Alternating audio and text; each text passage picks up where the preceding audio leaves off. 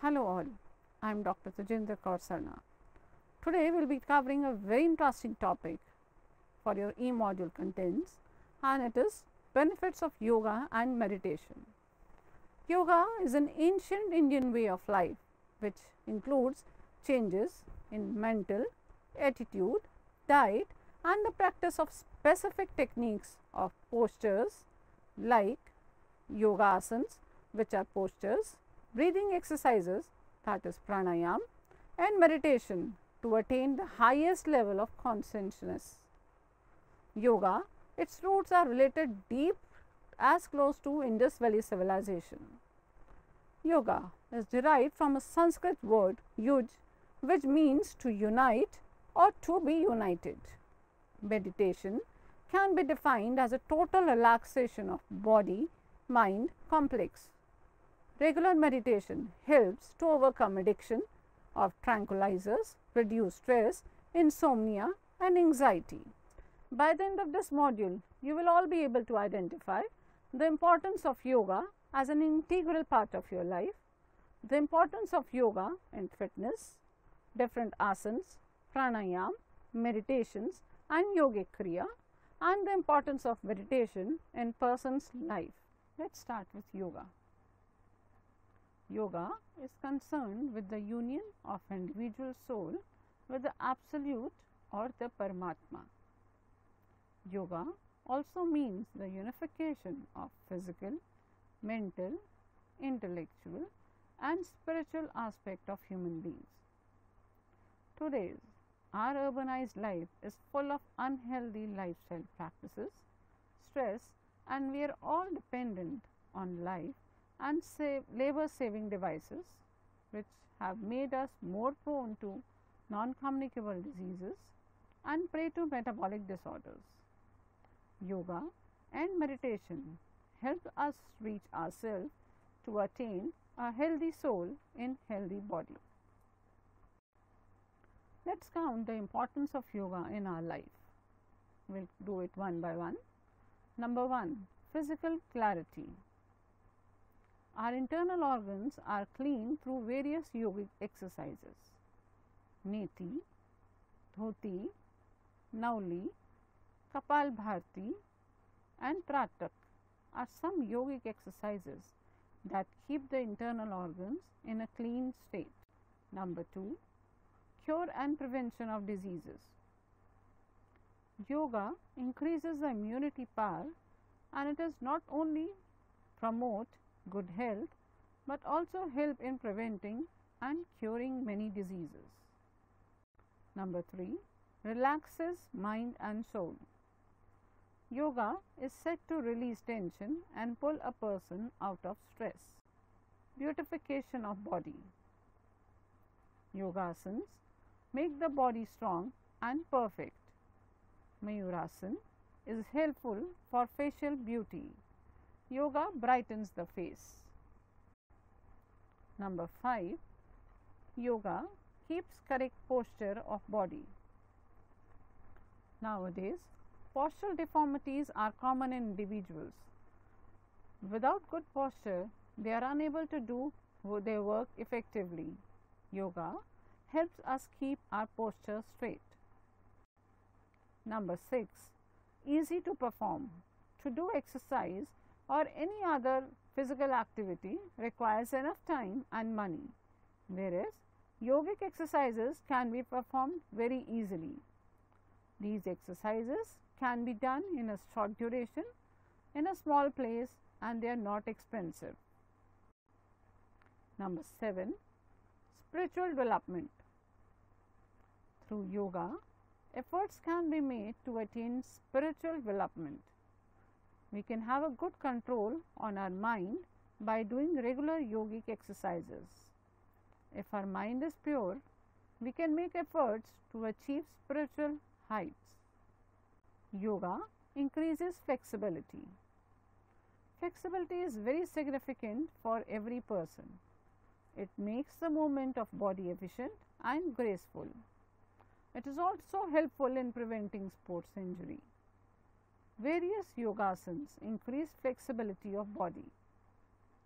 Chakrasana, Dhanurasana, Halasana, Bhujangasana are beneficial in increasing flexibility.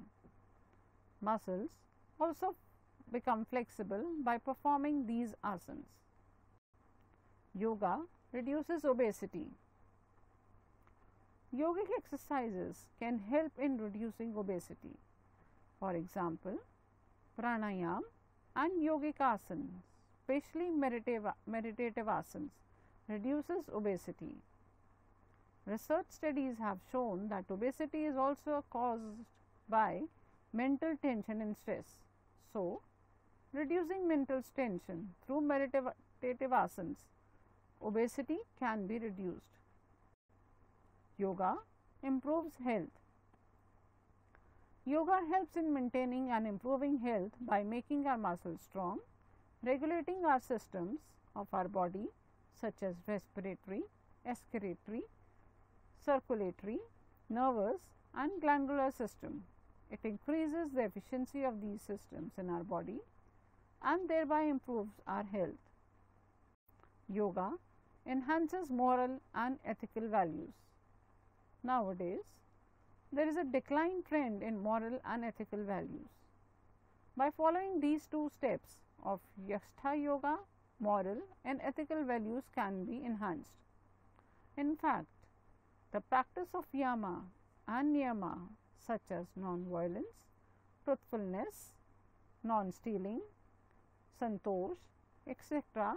make an individual more ethical and moral. Let's see what are the elements of yoga. They are called the eightfold path or 8 steps through which ultimate goals of yoga could be achieved. That is, union of soul to the spiritual soul. In other words, union of our soul to the supreme soul. These are stated below. Number 1, yama. Yama is the first element of ashtanga yoga. Through the practice of yoga, one can abstain from doing things that keeps one mind in an indiscriminate struggle for survival. One can remain away from violence. Number 2, niyama. Niyamas are related to individuals' body and senses. Niyamas are also ethical practices as yamas. There are 5 niyamas: socha, santosh, tap, swadhyaya and ishvara. Number 3, asana. After yoga and niyama, asana comes on the 3rd number. Asana means position or the posture of body. It also means to sit in an easy posture. Due to its popularity, most of the people think that yoga is not but asana. They are not aware that asanas is a step towards yoga. In fact, asanas are performed to keep body flexible, agile and young. Asanas also enhance the beauty of the body by reducing inappropriate accumulation of fat in the body. There are various types of asanas such as corrective asanas, relaxative asanas and meditative asanas. These types of asanas have different type of effect on various organs of body. These asanas activate the functions of various organs. Asanas can be performed from young age to old age without any problem. Pranayam. Pranayam is derived from 2 Sanskrit words, namely prana, which means the vital force or life energy, and ayam, which means to prolong. Pranayam is the control of the processes for breathing. It means the appropriate control over inhalation and exhalation.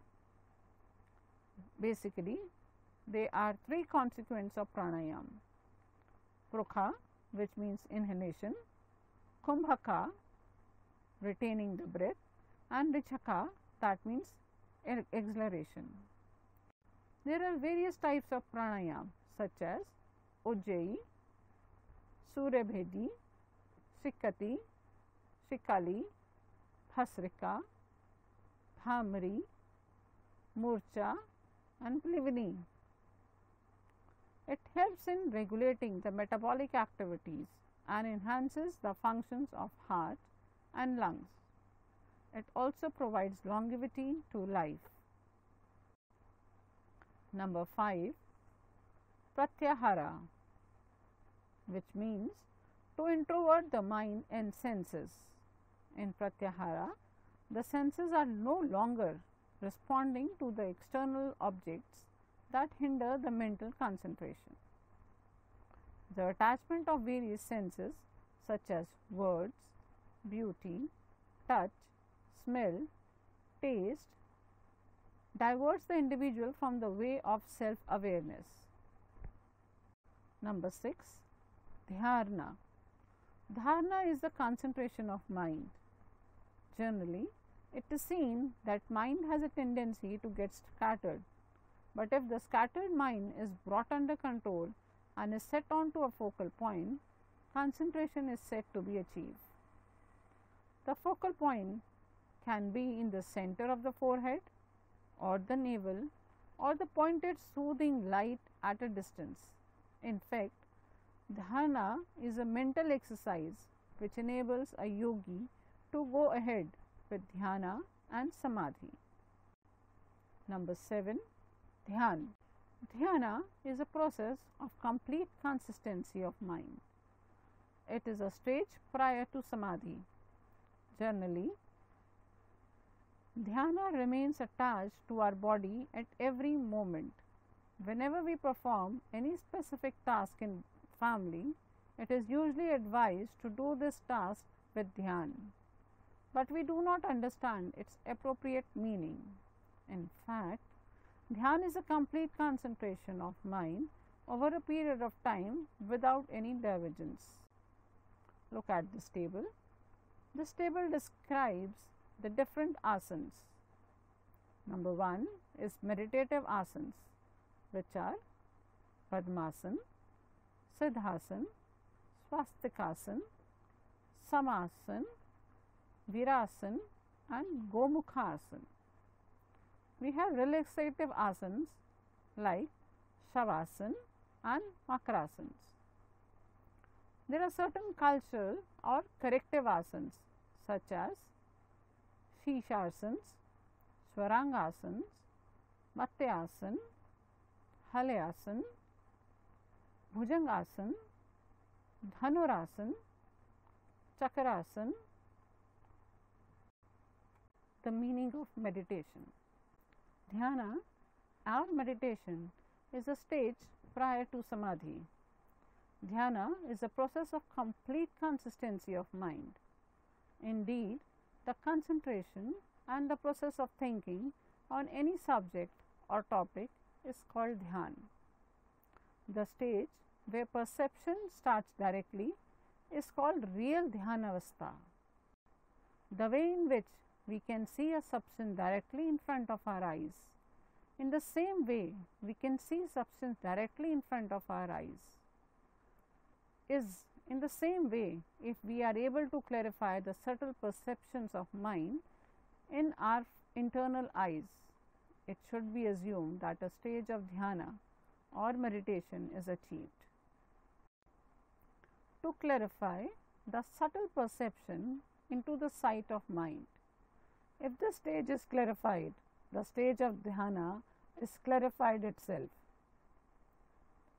For example, as in the practice of Yoganindra, by naming the trees, plants, fruits or flowers, it is said to clarify the imagination only.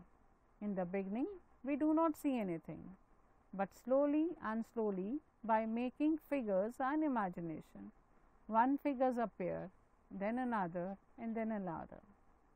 Hence, when the stage of imagination is deep and one photo or figure of a particular object seems to be seen, it is called to be a stage of meditation.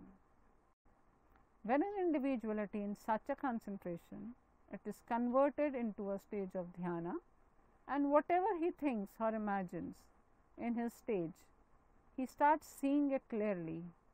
This stage is dhyana. Dhyana is not a practice, but it is a stage in which there is a continuous dynamic consciousness without any obstruction.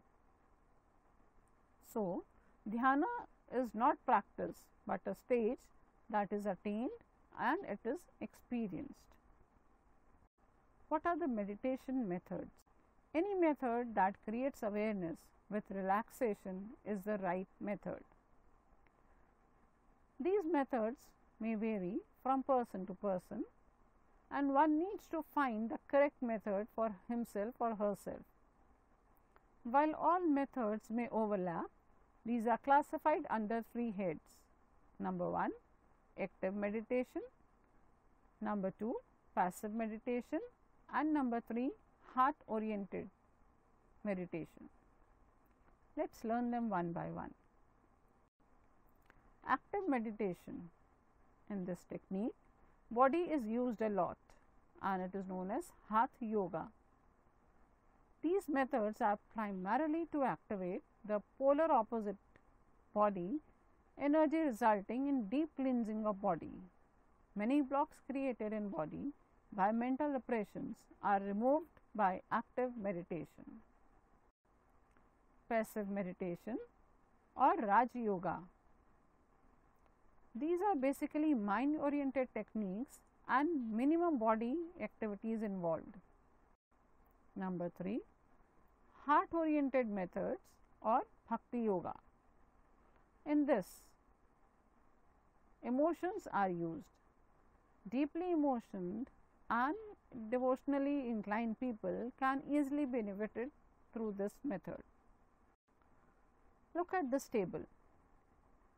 This clearly differentiates between the three types of meditations: active meditation, heart oriented meditation and passive meditation.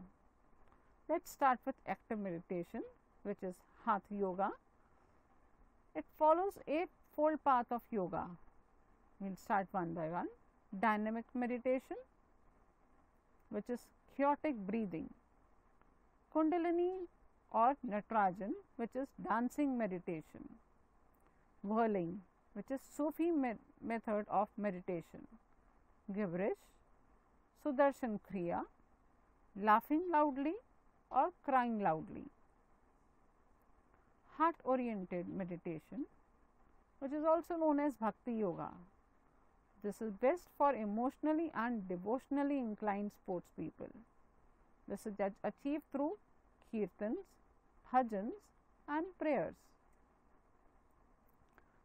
Passive meditation or Raja Yoga. The methods of doing it are chanting mantras, transcendental meditation, meditation on sound or music, tratak, which is concentration method, mirror gazing, humming, visualization, vipassana, zen, kriya yoga, chakra breathing and chakra sound. Now kindly listen to this piece of music. Feel relaxed, close your eyes and try to concentrate.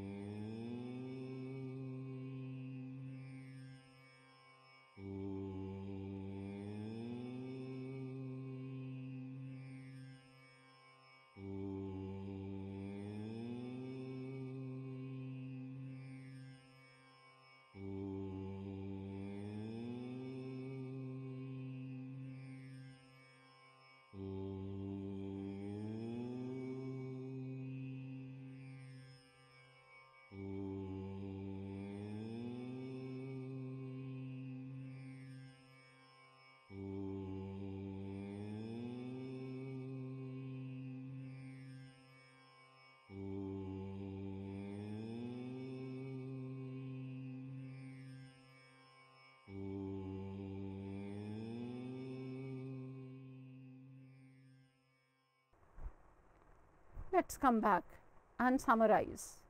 Yoga and meditation plays a very important role in our life. Yoga is a very ancient art of Indian culture and it helps to regain body energy, rejuvenate ourselves and build up immunity.